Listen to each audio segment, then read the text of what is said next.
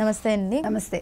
TDP, Janasena, BJP ఉమ్మడి MP అభ్యర్థి వేమిరెడ్డి ప్రభాకర్ రెడ్డి ప్రచారంలో భాగంగా జలదంకి మండలం బ్రాహ్మణ క్రాకి పంచాయతీ మొత్తం పసుపు మయమని చెప్పుకోవచ్చు. ఎందుకంటే అక్కడికి తరలి వచ్చిన జనం మొత్తం జనసందోహం అని చెప్పుకోవచ్చు.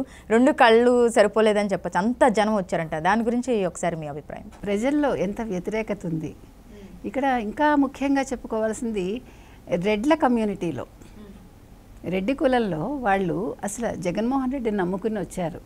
ఇప్పుడు రాజశేఖర రెడ్డి గారు వచ్చినప్పుడే రెడ్ల పార్టీ అన్నట్టు ఒక టాక్ వచ్చింది. అవును. జగన్మోహన్ రెడ్డి గారు వచ్చాక అది పూర్తిగా అది సరైనని అందరూ అనుకున్నారు. అయితే ఇప్పుడు మళ్ళీ ఏమవుతుందంటే రెడ్లకి ఒక ఎవర్షన్ వచ్చేసింది. ఏంటి, మేము ఇంతలాగా జెండాలు మోసాము, మేము డబ్బులు పంచాము, మేము ఇంతలాగా మా ఆస్తులు అమ్ముకుని మేము పార్టీ కోసం పనిచేసాము, కానీ మాకు అసలు గుర్తింపు లేదేంటి, మాకు తాడేపల్లి గేట్ లోపలికి అనుమతి లేదేంటి అనే ఆలోచన వాళ్ళలో వచ్చింది. అందులో ఇప్పుడు ఆయనకు ఇప్పుడు గంజాయి రాష్ట్రం అయిపోవటం, వాళ్ళు మొహం చెల్లట్లేదమ్మా. రెడ్లకు కూడా అసలు సాక్షి పేపరు కొన్నదెవరు, ప్రతిరోజు కొనేదెవరు ఎక్కువ శాతం రెడ్లే కదా. అటువంటి రెడ్లలోనే ఒక జగన్మోహన్ రెడ్డి అంటే చీ కొట్టేంత అసహ్యం వచ్చేసింది వాళ్ళలో. అందుకు ఇది తార్కాణం. ఈరోజు జలదంకి మండలంలో జరిగిన బ్రాహ్మణ క్రాక ఊర్లో జరిగింది. ఇది ఒక మచ్చు తునక అన్నమాట. ఎందుకంటే ప్రజలు బ్రహ్మరథం పట్టారు. ఇంకొక పెద్ద విషయం ఏంటంటే ఈ వైసీపీలో ఉన్న వాళ్ళందరూ వచ్చి జాయిన్ అయ్యారు. అందులో జాయిన్ అయ్యి ఇప్పుడు ఈ ఎంపీ అభ్యర్థి, తర్వాత ఎమ్మెల్యే అభ్యర్థి, ఉదయగిరి అభ్యర్థి, వీళ్ళందరికీ కూడా వాళ్ళు ఏంటి, ఆ డప్పులేంటి, ఆ డీజేలేంటి, ఆ పూల వర్షాలేంటి, మహిళలు హారతులు ఇవ్వడం ఏంటి, అసలు మీరు చెప్పినట్టుగా రెండు కళ్ళు చాలటల్లా. అవును. అందులోనూ అందరూ స్వచ్ఛందంగా వాళ్ళకు వాళ్ళే వచ్చినోళ్ళు. అదే ఇది ఇక్కడ ఎవరు రమ్మని చెప్పలేదు, ఎవరు డబ్బులు ఇవ్వలేదు. వాళ్ళ డబ్బులు వాళ్ళు ఖర్చు పెట్టి ఎవరికి వాళ్ళు ముందుకు వచ్చి ఎలాగైనా మా అభ్యర్థులను గెలిపించుకోవాలి అనేది వాళ్ళలో కనిపిస్తుంది తపన మనకి. అవును. ఇది అసలు చాలా అంటే మెచ్చదగ్గ పరిణామం. ఇది అంటే ఊహించని విషయాలు జరగటం అంటే ఇదే. అవును. ప్రభుత్వం అంటే ఇప్పుడు అధికార పార్టీ ఏదైతే అనుకుంటోందో దానికి వ్యతిరేకంగా ప్రతి చోట మనకి కనిపిస్తోందని చెప్పుకోవడానికి ఇది మనం ఉదాహరణ అన్నమాట. లేకపోతే ఏంటి, ఒక క్రేన్ పెట్టి ఎంత పెద్ద గజమాలమ్మాది, అది కూడా పసుపు రంగులో, ఒక వైసీపీకి చెందిన ఒక మండలం కావచ్చు లేకపోతే ఒక ఊరు కావచ్చు, అటువంటి చోట ఇలా జరగటం అనేది అసలు నిజంగా ఆశ్చర్యకరమైన విషయం, ఆనందకరమైన విషయం. అంటే ఇప్పుడు వైసీపీ వాళ్ళు కూడా బేరీజ్ వేసుకోవాలి. అంటే వాళ్ళ బస్సు యాత్ర జరుగుతున్నప్పుడు ఎంతమంది జనం వస్తున్నారు, ఇప్పుడు ఈ ప్రజాగళానికి ప్రచారానికి ఎంతమంది వస్తున్నారు అన్నది కూడా ఇప్పుడు వాళ్ళు కూడా చూసుకొని ఉండొచ్చు. నాకు తెలిసి ప్రజాగళం సక్సెస్ఫుల్ ఈవెంట్ అది. ప్రజాగళంతో మేమంతా సిద్ధం పోల్చలేం. అవును, ఏ రకంగానూ పోల్చలేం. నిన్న మొన్న మనం చూస్తూనే ఉన్నాం. మేమంతా సిద్ధం ఎలా ఉందమ్మా, ఆయన అలా వెళ్ళిపోతూ ఉంటే ఒక దిక్కులేని వాడిలాగా వెళ్తున్నాడు ఆయన, చెప్పాలంటే. అవునా కాదా? అంటే జనం వస్తున్నా కూడా కనీసం పట్టించుకోకుండా, జనం లేరు. ఫస్ట్ మీరు రోడ్ల మించి వెళ్తుంటే చూస్తే పోలీసులు కాన్వాయ్ ఇంతే, అది ఒక పక్క. రెండో పక్క మొర్రో మా బాధలు వినండి ముఖ్యమంత్రి గారు, మాకు నీళ్లు లేవు, ఫస్ట్ నీళ్లు లేవు, మాకు ఇల్లు రాలేదు, మాకు మరొకటి లేదు అంటే ఆయన పెడచెవని పెట్టి వెళ్ళిపోతున్నాడు. అవును. ఇంకా తలుపు వాళ్ళు వెనకాల నుంచి బస్సు కొడితే అప్పుడు బలవంతంగా ఆపి వాళ్ళకి ఏదో హామీ ఇచ్చాడు అంతే, ఇంకా తప్పనిసరి పరిస్థితుల్లో. అంతే తప్ప వాళ్ళ విన్నపాలైతే ఆయన వింటలేదు ఎక్కడ. కాకపోతే ఏంటంటే ఈయన ఓటు కోసం వచ్చాడు.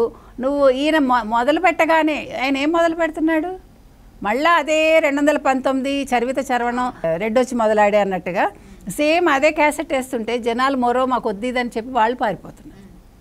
అందుకని ఇది మేమంతా సిద్ధం అనేది ఫ్లాప్, అట్టర్ ఫ్లాప్.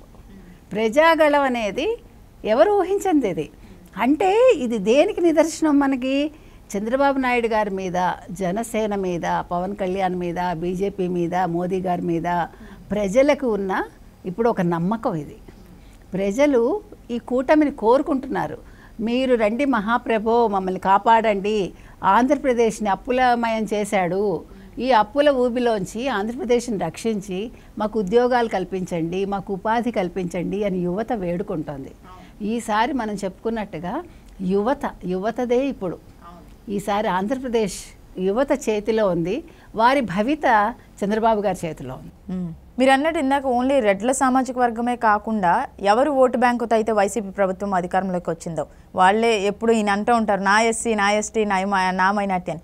వాళ్ళు కూడా ఇప్పుడు ఎదురు తిరిగిన వైనం అయితే మనకు కనిపిస్తూ ఉంది. తప్పకుండా ఎప్పుడు ఆయన నా ఎస్సీ నా బీసీ నా ఎస్టీ నా మైనారిటీ అని ఆయన మొదలుపెట్టగానే జనాలు పారిపోయచ్చు. నిన్న మనం చూసాం, పారిపోతున్నారు. నువ్వు అనక నాయన మమ్మల్ని అసలు తలుచుకోక నువ్వు, నిన్ను మేము తలుచుకోమంటున్నారు ఆయన్ని.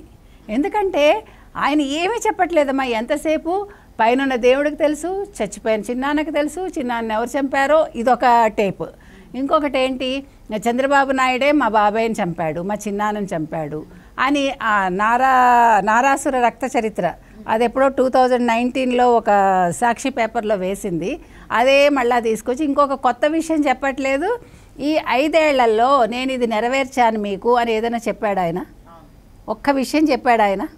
నేను ఇన్ని పరిశ్రమలు తీసుకొచ్చాను, ఇంత అభివృద్ధి చేశాను అని ఒక్క సభలో చెప్పాడు ఆయన మన కళ్ళ ముందు? అంటే ఏం చేశాననేది ఆయనకు కూడా ఐడియా లేదు. మీరు చూస్తే టేపులు మద్యపాన నిషేధం చేశాకే మీ దగ్గరికి వస్తాడు జగనన్న 5 ఏళ్ల తర్వాత అని మన హీరోయిన్ రోజా గారు చెప్పారు. లేకపోతే మీరు నిలదీయండి అని అడిగింది ఆవిడ. మద్యపాన నిషేధం చేశాడు ఆయన. అదే కదా ముఖ్యం. కొత్త బ్రాండ్లు తీసుకొచ్చి ఈయన బ్రాండ్ అంబాసిడర్ అయ్యాడు మద్యపానానికి. అంటే ఇంకా మనం చూసుకుంటే కనుక ఈయన చెప్పడం ఓకే, ఆ స్క్రిప్ట్ రాసి ఇచ్చేవాళ్ళకు కూడా నేను అదే స్క్రిప్ట్ ఇస్తున్నాను అని అయ్యే చెప్తున్నారు, అందుకే జనం వెళ్ళిపోతున్నారని కూడా వాళ్ళు కూడా తెలియట్లేదండి. ఎలా తెలుస్తుందమ్మా? ఇప్పుడు మనిషికి ఒక పీక్ వచ్చేసాడు ఆయన. ఎందులో ఇంకా ఆయనకి అయోమయం అయిపోతున్నాడు ఆయన. జగన్మోహన్ రెడ్డి గారికి వాస్తవాలు చూసేసరికి తట్టుకోలేకపోతున్నాడు. బుర్ర పనిచేయట్లా. ఏం మాట్లాడుతున్నాడో తెలియదు. ఏదో చెప్పేవాడికి చెవుడైతే వినేవాడికి వివేకం ఉండాలని రాసిచ్చేవాడు ఏం రాసిస్తున్నాడో తెలియదు, వీళ్ళేం చెప్తున్నారో తెలియదు. ఎవడికి వాడు మేమేదో చాలా ఈయనకి హెల్ప్ చేస్తున్నాం అనుకుని ఇంకా ఈయనకి చెడు చేస్తున్నారు నన్ను అడిగితే. అంటే వీళ్ళ అతి తెలివితేటలతోటి జగన్మోహన్ రెడ్డికి అది చెడే అవుతోంది ఏది చేసినా. అంటే మనకి చెప్తారు చూడు, పదవి పోయే ముందు కొన్ని సంకేతాలు ఉంటాయి. ఇవన్నీ అటువంటి సంకేతాలు ఇవి. ఎందుకంటే అప్పుడు చెడే జరుగుతుంది. నువ్వు అనుకుంటావు, భ్రమలో ఉంటావు, అబ్బో నేను చాలా బాగా చెప్తున్నా, నేను చాలా బాగా చేస్తున్నా, ప్రజలు నన్ను నమ్ముతారు అని. ప్రజలు చాలా, మనం ఎన్నిసార్లు చెప్పుకున్నా ప్రజలు తెలివైన వాళ్ళు. వాళ్ళకి ఏది మంచి ఏది చెడు, ఏ నాయకుడు చేస్తాడు అనేది వాళ్ళకి తెలుసు. ఆయన ఒక్క ఛాన్స్ అడిగాడు, ఆయన రెండో ఛాన్స్ అడగలేదు. 2019లో మనం నోటీస్ చేస్తే ఒక్క ఛాన్స్ అడిగాడు జగన్మోహన్ రెడ్డి. అందుకని వాళ్ళు ఒక్క ఛాన్సే ఇచ్చారు, ఒక్క ఛాన్స్ తోటి ఆపేస్తారు. రెండో ఛాన్స్ ఇవ్వరు వాళ్ళు. చాలు ఒక్క ఛాన్స్ తోటి జీవిత కాలానికి సరిపడా వాళ్ళని శిక్షించాడు ఆయన. ఇప్పుడు మళ్ళీ ఇంకో ఛాన్స్ అడుగుతున్నారు. ఇంకా రాదు. నువ్వు అడగడంలోనే ఉంటుంది. ఎప్పుడైనా కూడా ఒక్కసారే అడిగావు, నువ్వు రెండోసారి ఇమ్మని అడగల. ఎలా ఇస్తారు ప్రజలు? ఎందుకు ఇస్తారు?